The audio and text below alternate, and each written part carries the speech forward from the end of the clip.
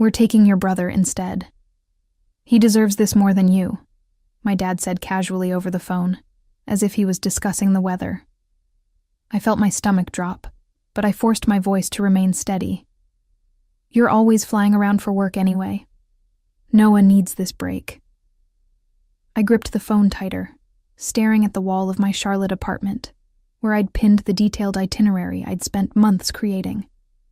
First-class flights to London, 5-star hotels in Paris, private tours through Rome, all of it paid for with my own money, planned with meticulous care to thank the 2 people who had supported my career as a graphic designer. That's okay, Dad, I heard myself say, surprising even me with how calm I sounded. I hope you both have a wonderful time. My name is Vanessa Cortez, and I'm 33 years old. For the past 8 years, I've built a successful career designing marketing materials for Embergate Travel, one of the premier travel agencies in the Southeast. My work takes me around the country for client meetings and industry conferences, which my family has always seen as glamorous jet-setting, rather than the demanding professional commitment it actually is. The irony wasn't lost on me that my expertise in luxury travel had helped me plan what was supposed to be the perfect family vacation. 3 weeks in Europe, visiting London, Paris, and Rome. I'd used every connection I had to secure reservations at the most exclusive hotels, arranged private guided tours, and even booked us into Michelin-starred restaurants that typically had 6-month waiting lists. This trip was meant to be my gift to my parents, Harold and Patricia Cortez, who had worked double shifts at the textile factory for 20 years to put me through design school. While my brother Noah had dropped out of college after 1 semester and had been living in their basement ever since, they'd never stopped believing in my dreams. At least that's what I'd thought until 3 days ago. Now, as I hung up the phone, I felt something cold settle in my chest. Not anger exactly, but a strange clarity. They wanted to take Noah instead. The same Noah who hadn't held a steady job in 5 years? The same Noah who borrowed money from them constantly and never paid it back? The same Noah who had mocked my career choice, calling it making pretty pictures for rich people. Fine. They could take their precious son on the trip I'd planned and paid for. But what they didn't realize was that every single reservation, every hotel check-in, every tour booking required one thing they didn't have: my identification. My name was on everything, and in the luxury travel world, that meant everything. I walked to my laptop and opened my travel planning folder, a small smile playing at my lips for the first time in days. Growing up, the favoritism in our family wasn't subtle. While I spent my teenage years working part-time jobs to save for art supplies and college applications, Noah was given a car for his 16th birthday that he crashed within 3 months. When I graduated valedictorian and received a partial scholarship to design school, the family celebration lasted 1 evening. When Noah announced he was taking a gap year that turned into 5 years, my parents called it finding himself. I'd learned early that proving my worth meant working twice as hard for half the recognition. After college, I started at Embergate Travel as a junior designer, staying late every night to perfect my layouts and build client relationships. Within 3 years, I'd been promoted to senior designer, and by year 5, I was leading the creative department for our luxury travel division. My success had always been met with a mixture of pride and resentment from my family. My mother, Patricia, would brag to her friends about my accomplishments, but always with a disclaimer. Of course, she's so busy with work, we hardly see her anymore. My father, Harold, was more direct in his disapproval. All that education, and for what? You work all the time and don't have a husband or children. What's the point? But Noah? Noah was still their baby, even at 31. His unemployment was the tough job market. His inability to maintain relationships was because he was too sensitive for this world. His constant need for financial support was just temporary. Always temporary. I'd planned this European vacation specifically to show them how much their support had meant to me, despite everything. I wanted to give them experiences they'd never dreamed of having. The presidential suite at the Langham in London, a private Seine river cruise in Paris, VIP access to the Vatican in Rome. Each detail had been carefully chosen to create memories that would last a lifetime. The planning had taken 6 months. I'd used my industry connections to secure reservations that money alone couldn't buy. My contact at the Langham had pulled strings to get us the same suite where British royalty stayed. The restaurant in Paris that I'd booked for our last night had a 2-year waiting list, but the chef remembered me from a travel industry event and made an exception. Every confirmation email, every reservation number, every special request was filed under my name and linked to my passport information. In the luxury hospitality world, this wasn't just a formality, it was essential security protocol. These establishments catered to high-profile clients who valued privacy and exclusivity above all else. As I scrolled through my meticulously organized files, I realized that my parents' last-minute substitution wasn't just hurtful, it was logistically impossible. They would arrive in London expecting to check into hotels where the staff would have no record of Harold or Noah Cortez. They would show up for private tours that were booked exclusively for Vanessa Cortez and confirmed guests. The trip they thought they were taking existed only in their imagination. The real trip belonged to me, and me alone. The morning after my father's phone call, I sat in my office at Embergate Travel, staring at my computer screen with a cup of coffee growing cold in my hands. My colleague and closest friend, Brooke Mitchell, knocked on my office door frame. "You look like someone stole your favorite design software," she said, settling into the chair across from my desk. "What's going on?" I explained the situation, watching Brooke's expression shift from confusion to outrage. She'd met my family at office holiday parties over the years and had witnessed firsthand how they treated me compared to Noah. "Wait, let me get this straight," Brooke said, leaning forward. "You planned and paid for an entire luxury European vacation for your parents, and they decided to take your deadbeat brother instead." "That about sums it up," I replied, surprised by how detached I felt from the words. "And everything is booked under your name?" "Everything. Hotels, tours, restaurant reservations, even the private driver service I arranged for ground transportation." Brooke was quiet for a moment, then a slow grin spread across her face. "You know what this means, right? That my family will have a very disappointing vacation?" "Vanessa, this is perfect. You have complete control over this situation." She pulled out her phone and started typing. "You know what you should do? Take that trip yourself. You've earned it more than anyone." The idea hadn't occurred to me, but as soon as she said it, I felt a surge of excitement. Why shouldn't I enjoy the vacation I'd planned and paid for? I'd been working nonstop for months, and I had the time off already approved. "I can't just abandon them in Europe," I said, though even as I spoke, I knew I was trying to convince myself more than her. "They abandoned you first," Brooke pointed out. "They made their choice. Now you get to make yours." That afternoon, I made a series of phone calls. First, I contacted each hotel to confirm that my identification would be required for check-in, explaining that there had been some confusion about the guest list. The concierge at the Langham was particularly helpful, noting in their system that only I was authorized to make changes to the reservation. Next, I called the tour companies to reconfirm that their private guides would only recognize me as the client contact. The Vatican tour coordinator was especially strict about this, explaining that their exclusive access required background checks that were tied to specific passport numbers. Finally, I booked myself a flight to Iceland, a destination I'd always wanted to visit but never had time for. I found a gorgeous suite at a boutique hotel in Reykjavik with views of the Northern Lights. It would be my own private celebration, far from the drama my family was about to encounter. As I finalized my Iceland reservations, I felt something I hadn't experienced in years, complete peace with my decisions.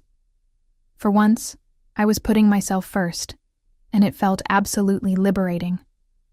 3 days later, my parents and Noah departed for London on the first-class flights I'd booked.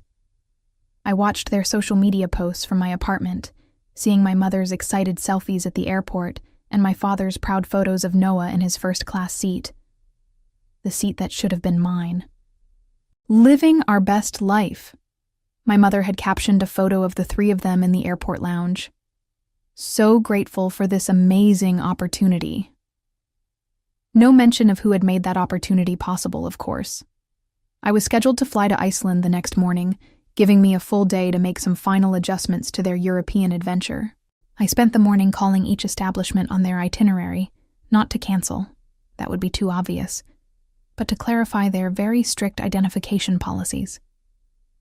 Just to confirm, I said to the manager at Le Bristol in Paris, if someone shows up claiming to be checking in for the Cortez reservation, but doesn't have matching identification, you won't be able to accommodate them, correct? Absolutely not, Miss Cortez, he replied crisply. Given the level of security we maintain for our VIP guests, we cannot make any exceptions. Only the person whose name and passport match our reservation will be granted access. I made similar calls to the hotel in Rome, the private tour companies, and even the Michelin-starred restaurants. Each conversation confirmed what I already knew. My family was about to discover that luxury travel operates on a completely different level than their usual vacation planning. By evening, I felt a strange mix of anticipation and melancholy. Part of me hoped they would somehow figure it out, call me, apologize, and ask me to join them. But my phone remained silent, except for their continued social media updates from their overnight flight. The next morning, I boarded my own flight to Reykjavik with a lightness I hadn't felt in months. As the plane lifted off from Charlotte, I turned off my phone and allowed myself to truly relax for the first time since this whole situation began. Meanwhile, my family was landing at Heathrow Airport, completely unaware of what awaited them. I learned later what happened from a series of increasingly frantic voicemails they left on my phone, which I didn't check until I was safely ensconced in my Icelandic hotel suite. The first message was from my mother, recorded at 3 p.m. London time. Honey, there's been some sort of mix-up at the hotel. They're saying they don't have a reservation for us, even though we have the confirmation email you sent. Can you call them and sort this out? The second message, an hour later, was from my father. Vanessa, this is ridiculous. We've been to 3 hotels now, and all of them are claiming they only have a reservation for you. Obviously, there's been some computer error. We need you to fix this immediately. By 6 p.m., Noah had left his own message, and for the first time in years, he wasn't speaking to me with his usual condescending tone. Vanessa, look, I know we haven't always gotten along, but we're really stuck here. Can you please help us figure out what's wrong with these reservations? We're tired, we're frustrated, and honestly, we don't know what to do. The messages continued throughout their first day in London. They'd tried showing up at the Langham with printed confirmations, but the concierge politely explained that without my passport and physical presence, they could not access the reservation. The same thing happened at every backup hotel they tried. By their second day, the tone of the messages had shifted from confusion to panic. They'd spent the night in a budget hotel near the airport that had cost them more than they'd ever spent on accommodation before. Their romantic European adventure was turning into an expensive nightmare. Vanessa, we don't understand what's happening. My mother's voice was tearful on message number 12. We just need you to call us back. Please. We're your parents. But I was busy enjoying the most peaceful vacation of my adult life, watching the northern lights dance across the Icelandic sky from my private hot tub, finally understanding what it meant to put myself first. By day 3 of their European adventure, my family's social media posts had taken on a decidedly different tone. Gone were the excited selfies and grateful captions. Instead, there were frustrated posts about travel company incompetence and vacation disasters. I was exploring the stunning Gullfoss waterfall when I finally checked my phone and found 27 missed calls and 41 text messages. The progression of their messages told a story of increasing desperation. Day 1 in London. Small hiccup with hotel reservations, but we're figuring it out. Day 2 in Paris. Having trouble with our accommodations again. Seems like there's some issue with the booking system. Day 3, also in Paris. This trip has been a complete disaster. Nothing is working the way it's supposed to. The most telling message came from Noah, sent at 2 a.m. Paris time. Vanessa, I know you're mad at us, but this isn't fair. Mom and Dad spent their entire vacation fund on flights to get here, and now we're stuck staying in hostels because nothing else is available. Please just tell us how to access the hotels you booked. I sat on a bench overlooking the waterfall, reading message after message, and felt something I didn't expect, a tiny pang of guilt. But then I remembered my father's dismissive tone when he'd called to uninvite me from my own vacation. He deserves this more than you.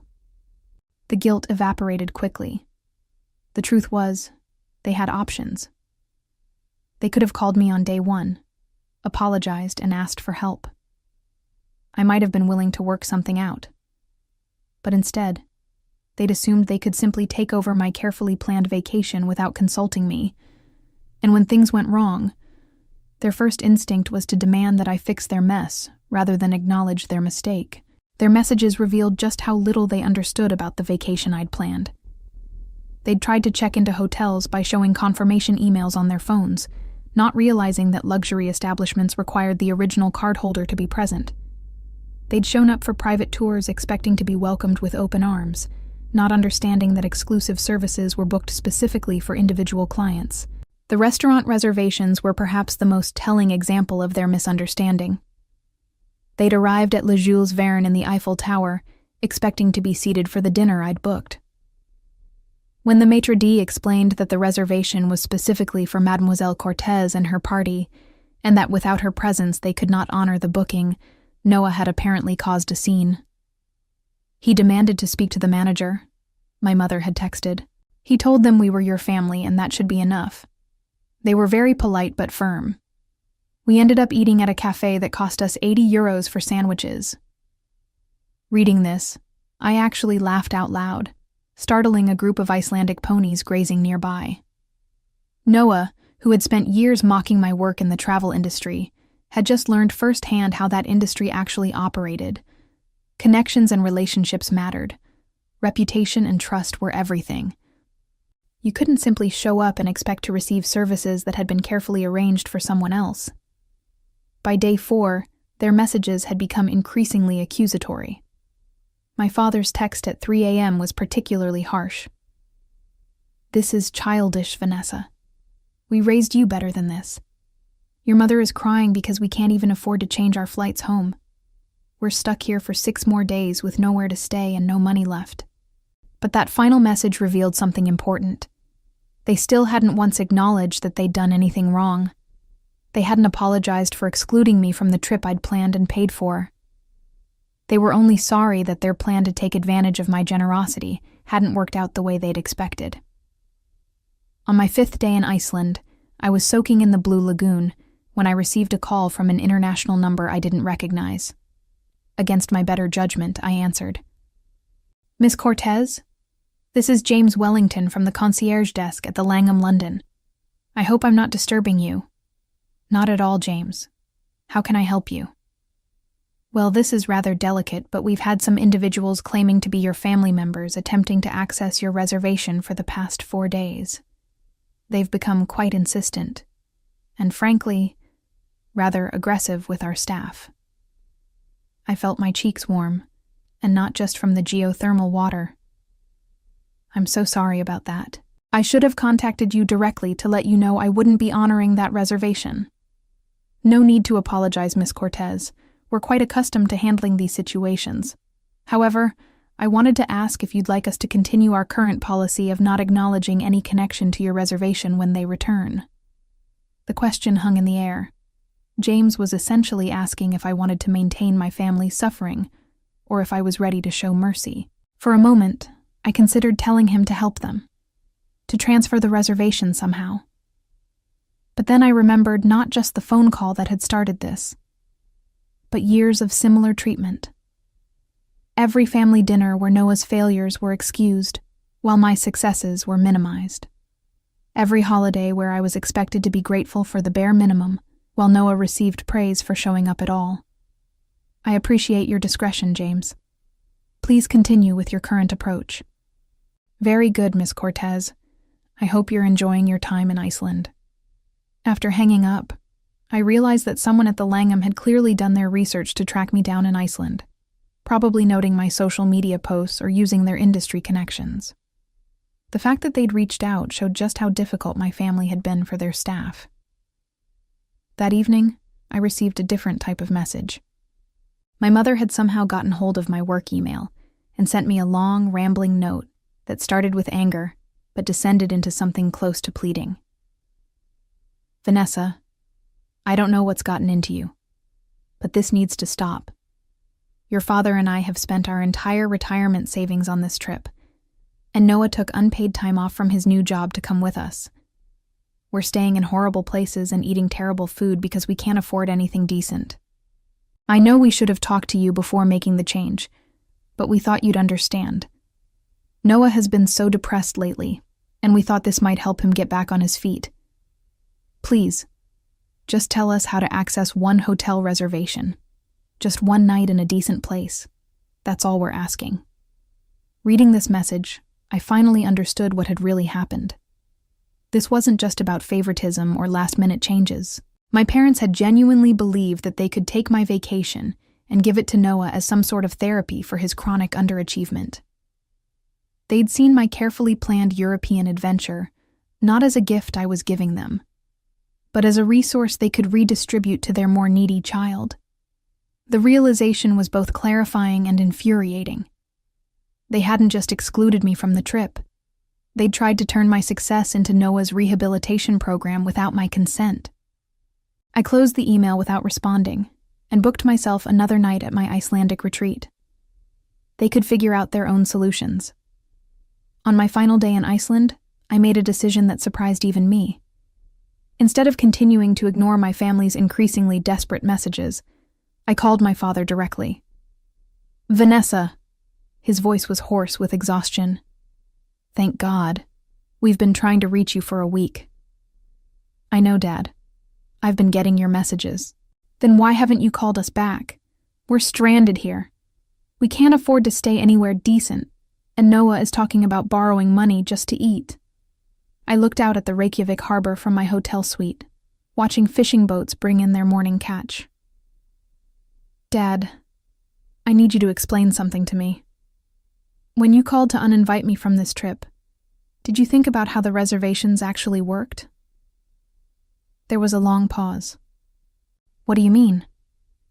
I mean, did you think about the fact that everything was booked under my name, with my credit card, requiring my identification to access? Another pause, longer this time. We thought you could just call and change the names or something. At 5-star hotels, at Michelin-starred restaurants with year-long waiting lists, at private tour companies that do background checks on their clients. I kept my voice calm, almost conversational. Dad, you work in manufacturing. Would you let someone walk into your factory and take over a custom order just because they claim to be related to the person who placed it? That's different. No, it's not. It's exactly the same. The vacation you thought you were taking never existed. You can't just transfer luxury travel reservations like a dinner reservation at Applebee's. I could hear him breathing heavily. So what are we supposed to do? You're supposed to figure it out the same way any other tourists would. Book your own hotels, make your own restaurant reservations, plan your own activities. With what money? We spent everything on the flights. The same way I would have had to if you'd called me a month ago instead of 3 days before departure to tell me I wasn't invited to my own vacation. For the first time in the conversation, my father was silent. Vanessa, please. My father's voice cracked. Your mother hasn't stopped crying since yesterday. Noah is talking about just going home early and losing the money on the return flights. We know we made a mistake. Those were the words I'd been waiting to hear for 7 days. But when they finally came, they felt hollow. What mistake did you make, Dad? We should have talked to you first before making the change. That's not the mistake you made. Silence. The mistake you made was assuming that my life, my work, my planning, and my money were resources that you could redistribute to Noah whenever you felt he needed them more than I did. The mistake you made was telling me that he deserved this more than I did, as if I hadn't earned every dollar I spent on this trip. I could hear my mother crying in the background now. You want to know the really sad part, Dad? If you had called me and explained that Noah was struggling, if you had asked me to help plan a separate trip for him, I probably would have done it. I love our family, even when you make it difficult. But instead, you tried to take something that belonged to me and give it to him, like I was just a bank account you could access whenever convenient. We didn't mean it that way. Yes, you did. You've always meant it that way. Every time Noah failed at something and you made excuses for him while expecting me to just work harder and ask for less, you meant it exactly that way. I hung up the phone and blocked their numbers. I was done being their emergency fund and backup plan. I was done being the responsible one who fixed everyone else's mistakes while my own needs were dismissed. For the first time in my adult life, I belonged to myself. 6 months later, my parents and Noah returned to Charlotte, having spent the remainder of their European adventure in budget accommodations and eating at fast food restaurants. They'd managed to see some sights and take some photos, but their luxury vacation had become an expensive lesson in assumption and entitlement. My mother tried to reach out through relatives, sending messages about how much they missed me and wanted to repair our relationship. But every message focused on their desire for reconciliation, rather than acknowledgement of what they'd done wrong. They wanted forgiveness without accountability, restoration without change. I, meanwhile, had used the peace and clarity of my Iceland retreat to make some major life decisions. I'd started freelancing on the side, building a client base of high-end travel companies who valued my expertise and industry connections. Within 4 months, I was earning more from freelance work than from my full-time job. When Embergate Travel offered me a promotion to creative director, I turned it down and submitted my resignation instead. My freelance business, Wanderlust Design Studios, was ready to launch with 3 major clients already signed. Brooke, who had become my business partner in the new venture, often asked if I regretted how things had played out with my family. The answer was always no. The Iceland trip had taught me something invaluable, that putting myself first wasn't selfish. It was necessary. I'd spent 33 years trying to earn love and respect from people who would never value me the way I deserved.